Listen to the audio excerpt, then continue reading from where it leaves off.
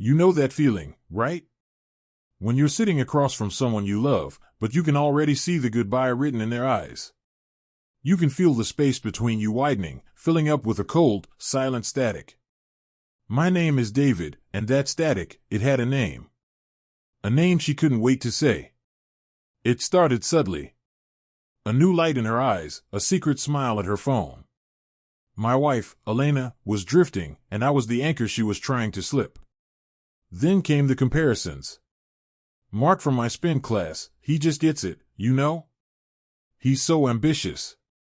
Mark. David, you're so comfortable. Mark is building something real. It was a drip feed of disdain, each comment designed to chip away at the quiet life we'd built. I was the worn-out sofa, Mark was the sleek, modern leather chair. I was the predictable home-cooked meal, he was the exotic, expensive-tasting menu she craved.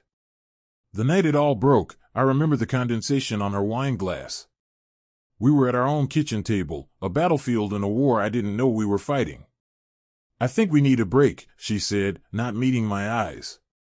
I need space to explore other options. I felt hollowed out. Options? I asked, my voice barely a whisper. She sighed, a sound of profound impatience. David, don't make this harder. Mark, he represents a different path. A better one. He's connected, he's exciting. He sees my potential. With you, I'm just existing. Her words were precise, surgical. She wasn't just leaving, she was upgrading. Trading me in for a newer model with more features. I didn't yell. I just looked at this woman, this stranger wearing my wife's face, and I asked, are you sure? She was. So sure. She packed a suitcase that night, her movements brisk, efficient. As she stood at the door, she offered a final, pitying glance. I hope you find someone who makes you want more, David. Then she was gone, into the elevator, towards her brighter, shinier future. The silence in the apartment was deafening. I won't lie, the first weeks were a blur of grief and shock. But a strange thing happened in that emptiness, clarity began to seep in. I stopped begging. I stopped checking her social media, which was now a curated gallery of her new, fabulous life, cocktails at rooftop bars, decadent dinners, her smile wider and more carefree than I'd seen in years. Always with Mark just out of frame, a tantalizing phantom. Then, one Tuesday evening, my phone buzzed. It was her. A simple text, can we talk? My heart, the traitorous thing, leapt. But I waited. An hour later, another message. David, please. It's important. I called her. Her voice was different. The confident, breezy tone was gone, replaced by a thin, strained sound. She asked to meet, somewhere private. I found her in a corner booth of a dim cafe we used to go to. She looked smaller. The radiant glow from her photos was gone, her eyes tired. She fidgeted with her cup, not drinking. He's not who I thought he was, she began, the words tumbling out in a rush. It was a story as old as time, but she was telling it like it was a shocking, unique tragedy. Mark, the better option, had been a masterpiece of curated illusion. The connections were superficial, the ambition was mostly talk funded by a trust fund. He'd lavished her with attention, made her feel like the center of his universe. He'd promised her a world of galleries and startups and weekend trips to Monaco.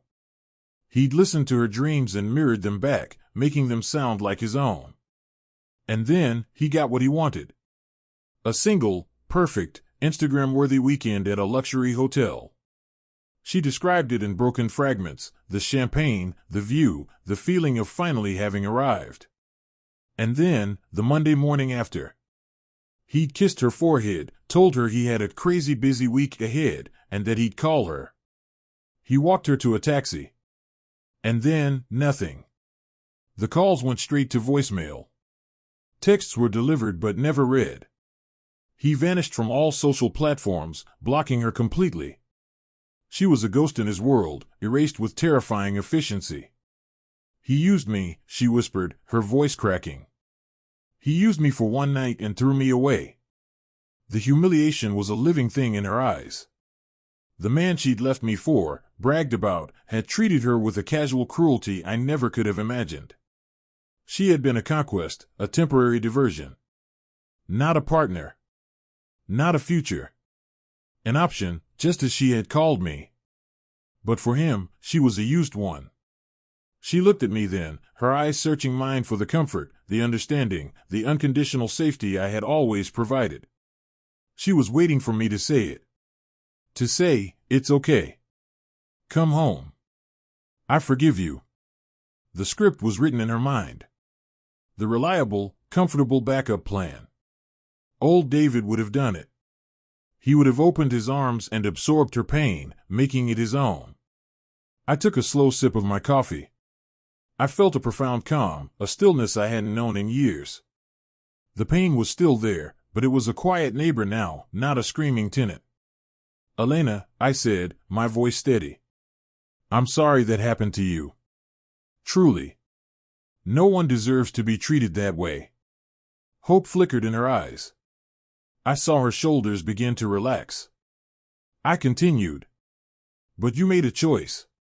You didn't just leave. You made sure I knew I was the inferior model. You didn't just seek happiness, you needed me to know I was the reason for your unhappiness. You wanted me to see you win.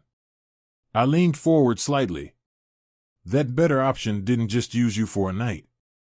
He showed you exactly what a world built on those terms looks like. It's transactional. And you were no longer of value. The hope in her eyes died. It was replaced by a dawning, horrifying comprehension. She wasn't getting her safe harbor back. The anchor she'd slipped had sailed away. So, what now? She asked, her voice barely audible. Now, I said, placing some cash on the table for the coffees, you live with your choice. And I live with mine. I stood up. I didn't feel anger. I didn't feel vengeance. I felt free. The man she'd left in that kitchen was gone. He'd been dismantled by her words and rebuilt in the silence she'd left behind, stronger in the broken places. I walked out of the cafe, leaving her sitting alone in the booth. The rain had stopped. The city air was clean, washed anew. I didn't look back. Her story with Mark was a short, brutal lesson. My story with her was a closed chapter. And for the first time in a long time, the next page was blank, and it was mine alone to write. The static was finally gone, replaced by a silence full of possibility. She had bragged about her better option, and in the end, that option gave us both exactly what we deserved, him, a shallow victory, her, a profound loss, and me, my freedom.